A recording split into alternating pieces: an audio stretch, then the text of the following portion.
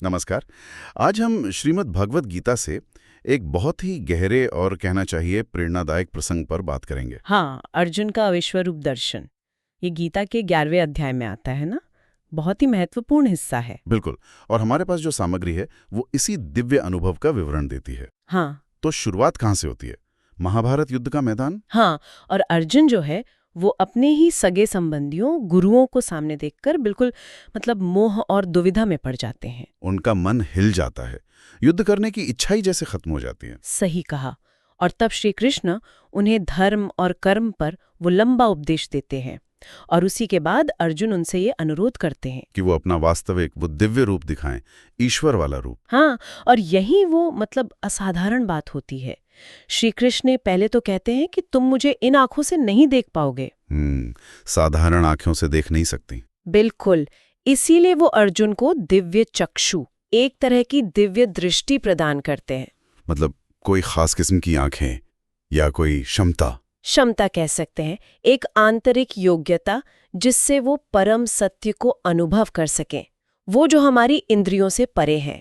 और फिर जो अर्जुन देखते हैं, अरे वो तो कल्पना से भी परे की बात है। हाँ बिल्कुल।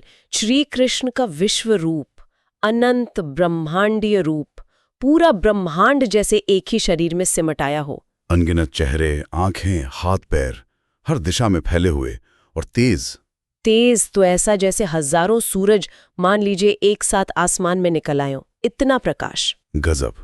और उस रूप में क्या क्या दिखता है उन्हें? सब कुछ, सारे देवता, ऋषि, दानव, यक्ष, गंधर्व, पूरे सृष्टि, चर अचर जीव, सब उसी एक रूप में दिखते हैं। सृष्टि भी और संहार भी एक साथ? हाँ, यही तो खास बात है। रचना और विनाश का चक्र एक साथ चलता हुआ दिखाई देता है। ये अद्भुत भी है और सच कहूं तो थोड़ा भयभीत करने वाला भी। और वो दृश्य जहां दोनों तरफ के योद्धा, कौरव और पांडव, वो कृष्ण के विकराल मुख में तेजी से समा रहे हैं। हाँ, जैसे पतंगे आग की लपटों में खिंचे चले जाते हैं ना, बिल्कुल वैसे ही। ये देखकर तो वाकई रोंगटे खड़े हो जाते हैं। इसका क्या मतलब है? इसका गहरा अर्थ है। ये दिखाता है कि काल यानी समय कितना शक्तिशाली है और अंततः सब कुछ उसी परम सत्ता की इच्छा में विलीन हो जाता है। तो ये एक तरह से भविष्य का संकेत भी हुआ। कि युद्ध का परिणाम तय है। हाँ, एक तरह से ये नियति की ओर इशारा है। ये अर्जुन को दिखाता है कि जो होना है वो ईश्वर की बड़ी योजना का हिस्सा है। तो फिर यहाँ एक सवाल उठता है, अगर सब कुछ पहले से तय है तो अर्जुन के युद्ध करने या न करने का क्या मतलब रहा? कर्म क्यों करें?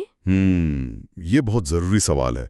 और विश्वरूप दर्शन ये नहीं कहता कि कर्म बेकार है, बिल्कुल नहीं। तो फिर ये दर्शन अर्जुन को उनके अहंकार से, मतलब मैं करने वाला हूं, इस भाव से मुक्त करता है।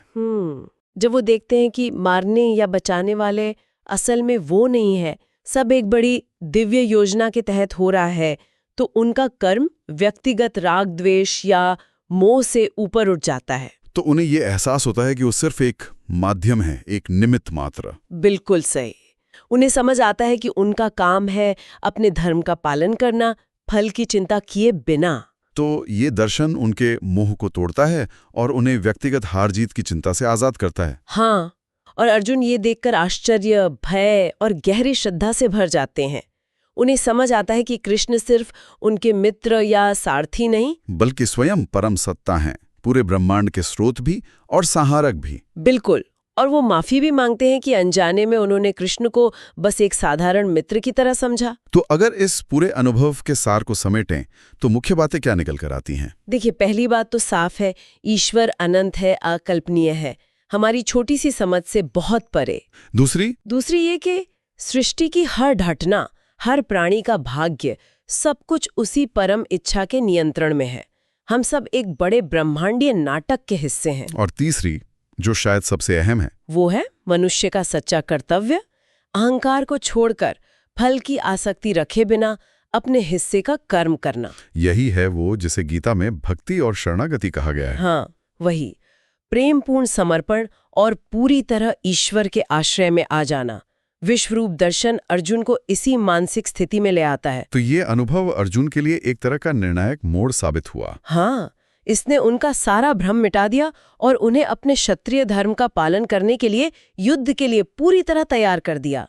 ये सिर्फ एक नजारा नहीं था, ये ज्ञान का विस्फोट था जिसने अर्जुन की पूरी चेतना ही बदल दी। बिल्कुल। और ये हमें भी सोचने पर मजबूर करता है कि कैसे ईश्वरीय इच्छा या नियति के ज्ञान के साथ अपने कर्तव्य को निभाने के महत्व को संतुलित किया जाए। सही बात है।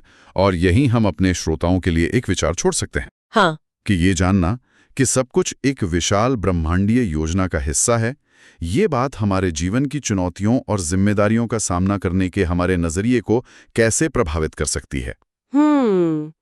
क्या ये हमें ज्यादा शांति दे सकता है या ज्यादा जिम्मेदारी से कर्म करने की प्रेरणा, खासकर जब हम परिणाम की चिंता से मुक्त हो? बिल्कुल, इस पर विचार किया जा सकता है।